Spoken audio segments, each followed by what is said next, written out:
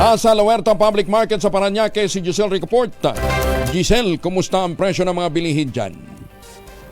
Kuyang Angel, naku, patuloy na tumataas yung presyo ng ilang klase ng isda dito sa Lawerta Public Market sa Parañaque City simula pa noong December ng 2024. Ang tilapia 160 pesos ang kada kilo ngayon mula sa 140 hanggang sa 150 pesos kada kilo noon.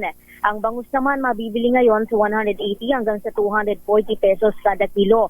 Ang galunggong na pamasang isda 300 ang kada kilo mula sa 280 pesos. Ang dalagang bukid naman 40 pesos, ang iminahal 360 pesos na ang kada kilo ngayon mula sa 320 pesos. Ang pampano nagkapako naman sa 400 ang kada kilo. Ang matambak na 300 ngayon mula sa 280 pesos.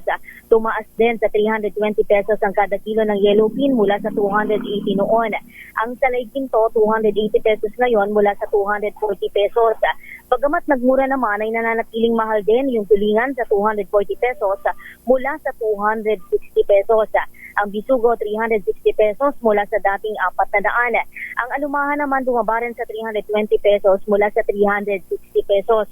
Ang hipon 400 mula sa 440 pesos kada kilo, habang ang pusit naman 360 pesos mula sa dating 400 pesos.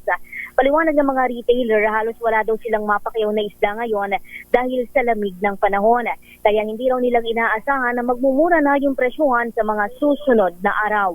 Ito si Giselle Ricoport para sa DZRH, una sa Pilipinas, una sa Pilipino. Giselle, magkano uli ang presyo ng baboy dyan? 400? Ang baboy, Kuyang Angel, 420 pesos ang kada kilo. 420 yung nga. laman. Oo. 240 lang ang farm gate eh. Grabe naman grabing tubo naman. Oo nga, Kuyang Angel, yun nga yung, yung problema.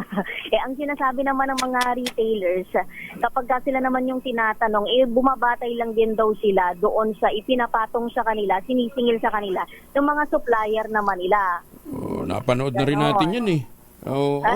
Laging ganun nga yung dahilan nila eh. Bagamat ganun, Kuyang Angel, pabor naman sila doon sa plano ng DA na magpataw na rin ng maximum SRP. Sige, para ganun din ang kasi ang problema natin sa bigas eh. Anyway, thank you Giselle. Magandang umaga. Salamat, Kuyang Angel. Ito si Giselle Ricoport para sa DZRH, una sa Pilipinas, una sa Pilipino. Magandang umaga, Pilipinas!